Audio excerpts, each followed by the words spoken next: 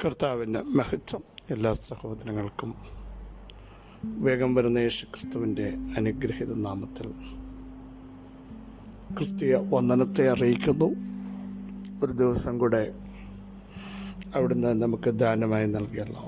ദൈവത്തിൻ്റെ ദയയും വിശുദ്ധതയും കരുണയും ഓർത്ത് നന്ദി നിറഞ്ഞ ഹൃദയത്തോടെ സ്തോത്രം ചെയ്യാം. ദൈവം വാക്ക് മാറാത്തവൻ, യഹോവയായ ഞാൻ മാറാത്തവൻ. അതുകൊണ്ടാണ് നമ്മൾ ഓരോ ദിവസവും ധൈര്യത്തോടെ നിൽക്കുന്നത്. മനുഷ്യമായി നമ്മളോട് വാക്ക് പറഞ്ഞ പലരും വാക്ക് മാറ്റി. അന്നത് പറഞ്ഞു, ഇന്ന് എന്നെ കൊണ്ട് പറ്റില്ല എന്ന് പറഞ്ഞ ഒത്തിരി സന്ദർഭങ്ങൾ നമുക്ക് അനുഭവമുള്ളതാണല്ലോ. പക്ഷേ ദൈവം ഒരു വാക്ക് പറഞ്ഞാൽ എല്ലാ കാലത്തും അത് പാലിക്കാൻ എൻ്റെ ദൈവം സർവശക്തനാണ്. യഹോവയായ ഞാൻ മാറാത്തവൻ. വാക്കിലും പ്രവൃത്തിയിലും ഒന്നിലും വാക്ക് മാറ്റാത്ത ഒരു ദൈവത്തെയാണ് സേവിക്കുന്നത്. അവിടുത്തെ വാക്തത്വങ്ങൾ എത്രയുണ്ടെങ്കിലും അവൻ ഉവ്വ് എന്നുള്ള മാറ്റിപ്പറയുന്ന, വ്യാജം പറയുന്ന ഒരു ദൈവത്തെയല്ല നമ്മൾ സേവിക്കുന്നത്. അരുളിച്ചത് ചെയ്യാതിരിക്കുമോ, സംഭവിപ്പിക്കാതിരിക്കുമോ? താൻ കൽപ്പിച്ചത് ചെയ്യാതിരിക്കുന്ന ഒരു ദൈവമല്ല നമ്മുടെ ദൈവം. ഈ പകൽ വിശ്വസിക്കുക. പ്രാർത്ഥിച്ചിട്ടും അടുത്തു ഒന്നും കാണുന്നില്ല എന്ന് ചിന്തിക്കുന്ന ചിലരോട് പറയുന്നു. മറ്റു ചിലർ പറയുന്നു, മറ്റാരും ഞങ്ങൾക്കില്ല, ദൈവം മാത്രമേ ഉള്ളൂ. പ്രിയ സഹോദരങ്ങളെ, ദൈവം മതി ആരുമില്ലെങ്കിലും സർവശക്തനായ ദൈവം, അനാദിയായ ദൈവം, ശാശ്വതവാസിയായ ദൈവം, സർവവ്യാപിയായ ദൈവം, ഇല്ലാത്തതിനെ ഉളവാക്കുന്ന ദൈവം, സൃഷ്ടിക്കുന്ന ദൈവം, നിർമ്മിക്കുന്ന ദൈവം, രൂപപ്പെടുത്തുന്ന ദൈവം, രൂപാന്തരപ്പെടുത്തുന്ന ദൈവം നമ്മുടെ കൂടെ ഉണ്ടെങ്കിൽ അതുപോലെ. മറുവശം കൂടെ ചിന്തിക്കൂ. എല്ലാവരും ഉണ്ടായിട്ട് ദൈവം നമ്മോട് കൂടെ ഇല്ലെങ്കിൽ നാം ബിഗ് സീറോ, വട്ടപ്പൂച്ച. അതുകൊണ്ട് ആ പ്രസ്താവനകളൊക്കെ ഒന്ന് പറയുമ്പോൾ ചിന്തിക്കുക, ദൈവം എൻ്റെ കൂടെ ഉണ്ട്, അത് മതിയെന്ന് പറയാൻ. ആരും വേണ്ട, മറ്റാരും വേണ്ട. ദൈവം എൻ്റെ സങ്കേതമാണ്, തുണയാണ്, കഷ്ടങ്ങളിൽ ഏറ്റവും അടുത്ത തുണയാണ്. ദൈവം എൻ്റെ മധ്യമുണ്ട്, ഞാൻ കുലുങ്ങിപ്പോകത്തില്ല എന്ന് പറയാൻ ഇന്ന് പ്രഭാതത്തിൽ ഒന്ന് തയ്യാറാകൂ. ദൈവം മതി നമുക്ക്. സ്തോത്രം. നിർമ്മിച്ച ഒരു ദൈവമല്ലേ നമ്മുടെ കൂടെ ഉള്ളത്? തുറക്കുന്ന ഒരു ദൈവമല്ലേ? സൗഖ്യമാക്കുന്നവനല്ലേ? മരണത്തെയും പാതാളത്തെയും വെല്ലുവിളിച്ചുകൊണ്ട് 3-ാം ദിവസം ഉയർത്തെഴുന്നേറ്റവനല്ലേ? മരണത്തിൻ്റെയും പാതാളത്തിൻ്റെയും താക്കോൽ എൻ്റെ കൈവശമുണ്ട്, ഞാൻ തുറന്നാൽ അത് അടയ്ക്കാൻ ആർക്കും പറ്റത്തില്ല എന്ന് പറഞ്ഞവൻ കൂടെ ഉണ്ടെങ്കിൽ പിന്നെന്തിനാ നമ്മൾ മറ്റാരുമില്ല, ദൈവം മാത്രമേ ഉള്ളൂ എന്ന് പറയുന്നത്? അവിടെ നമ്മുടെ കൂടെ ഉള്ളതിനാൽ ഇന്ന് പകൽ സ്തോത്രം ചെയ്യൂ, സ്തോത്രം ചെയ്യൂ, സ്തോത്രം ചെയ്യൂ. മാറാത്ത ദൈവം, മറക്കാത്ത ദൈവം, തള്ളിക്കളയാത്തവൻ, ഉപേക്ഷിക്കാത്തവൻ, മാർവോട് അണയ്ക്കുന്നവൻ ഇന്ന് പകലിലും നമ്മുടെ ദൈവമാണ്. സംശയിക്കരുത്, വിശ്വസിച്ചുകൊണ്ട് ഈ ദൈവത്തിന് സ്തോത്രം ചെയ്യൂ. അവിടെ നിന്നും പ്രവർത്തിക്കാൻ ശക്തിയുള്ള ദൈവമാണ്. കുറുകിപ്പോകാത്ത ആ കരത്തിനായി സ്തോത്രം ചെയ്യാം. ഉയർന്നിരിക്കുന്ന കരത്തിനായി, വീര്യം പ്രവർത്തിക്കുന്ന കരത്തിനായി, ആർക്കും തിരിച്ചു മടക്കാൻ പറ്റാത്ത ശ്രേഷ്ഠ ഭുജത്തിനായി എത്ര പേർക്ക് നന്ദി നിറഞ്ഞ ഹൃദയത്തോടെ ഇന്ന് പ്രഭാതത്തിലും സ്തോത്രം ചെയ്യാൻ കഴിയും. ഈ ദൈവം മതി. ആ ദൈവത്തെ കണ്ടുമുട്ടാൻ നമ്മുടെ ജീവിതത്തിൽ ലഭിച്ച ഭാഗ്യത്തിനായി സ്തോത്രം ചെയ്യണം.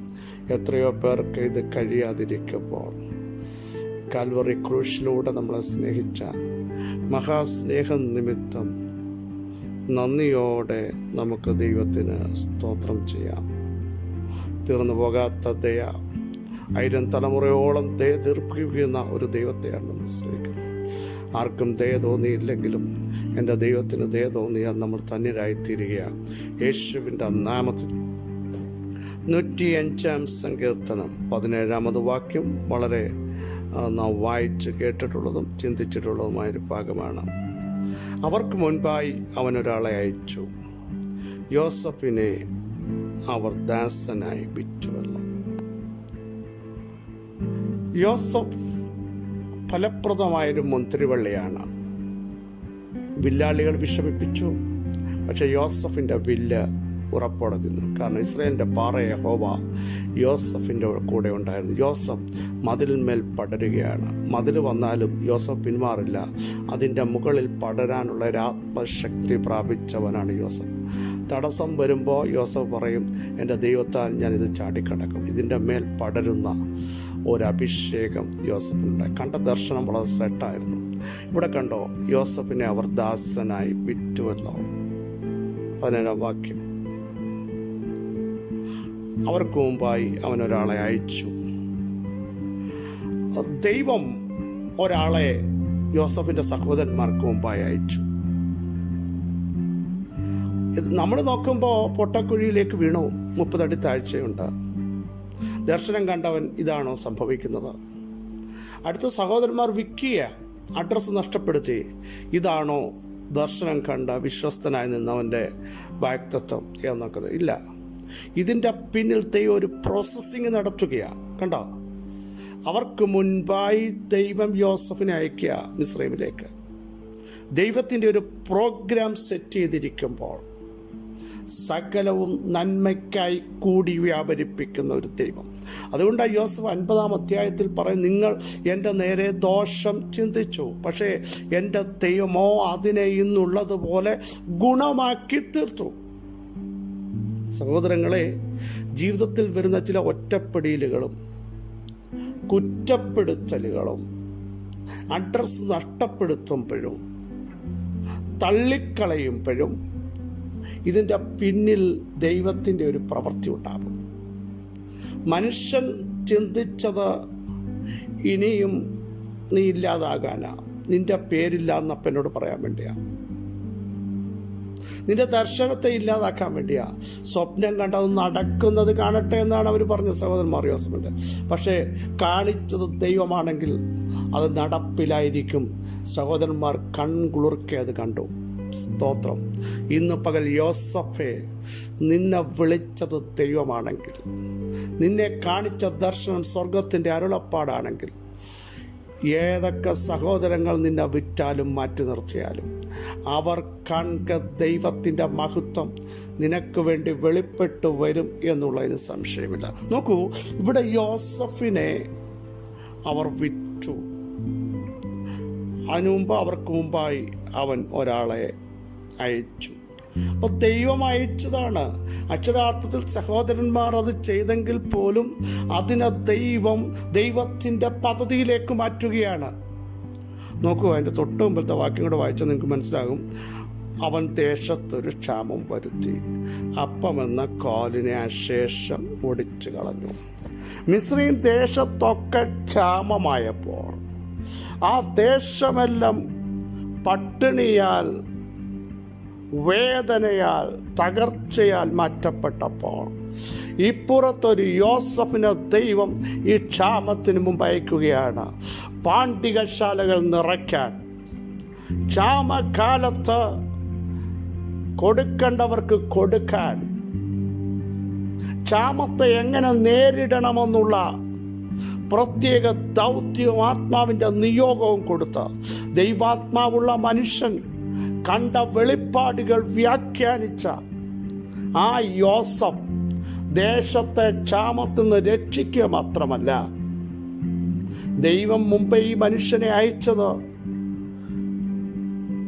യോസഫിൻ്റെ അപ്പനും സഹോദരങ്ങളും ക്ഷാമത്താൽ മരിക്കാതിരിക്കേണ്ടതിനും അവർക്ക് ചാക്ക് നിറച്ചു കൊടുക്കേണ്ടതിനും, നിന്ദിക്കുകയും അപമാനിക്കുകയും അഡ്രസ്സ് നഷ്ടപ്പെടുത്തുകയും ചെയ്യുന്നവർ യോസഫിൻ്റെ കയ്യിൽ നിന്ന് വാങ്ങിക്കത്തക്ക രീതിയിൽ ദൈവം ചെയ്ത ചില പ്രവർത്തികൾ ഇന്ന് പകൽ മറന്നു പോകരുത് സഹോദരങ്ങളെ.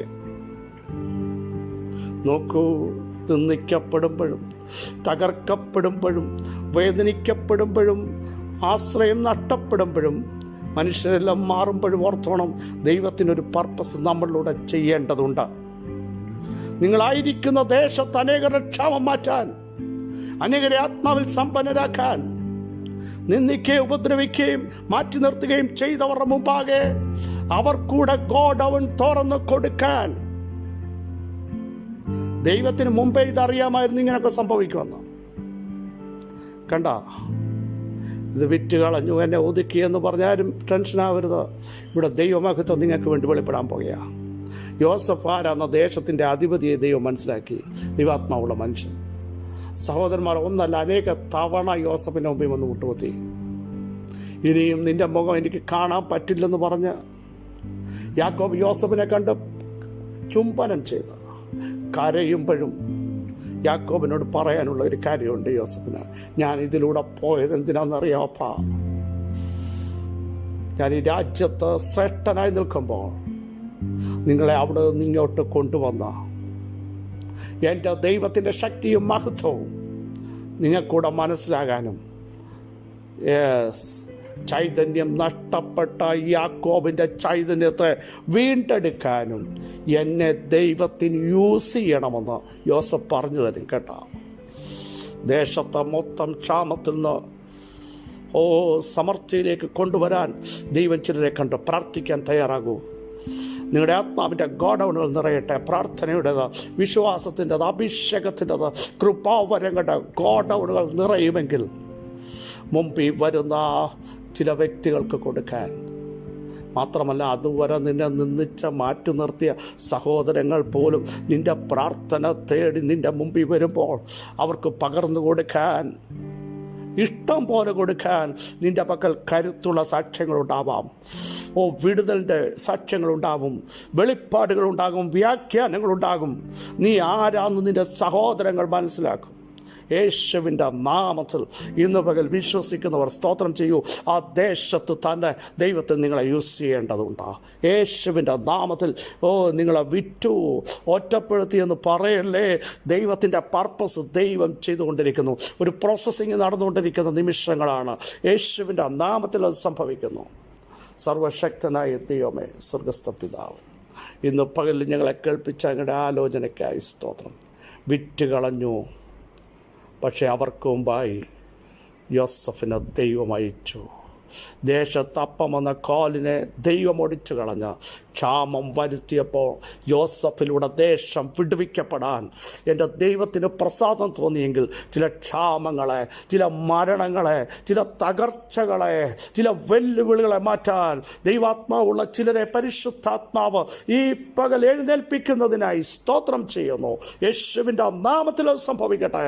ഒരാത്മപകർച്ച മറ്റുള്ളവരിലേക്ക് കൊടുക്കാൻ അവിടുത്തെ മക്കളെ ദൈവം യൂസ് ചെയ്യുന്നതിനായി സ്തോത്രം. സകല മഹത്വവും അങ്ങേക്ക് യേശുവിൻ നാമത്തിൽ തന്നെ. ആമേൻ, ആമേൻ, ആമേൻ. പ്രിയ സഹോദരങ്ങളെ, വിശ്വസിക്കോ.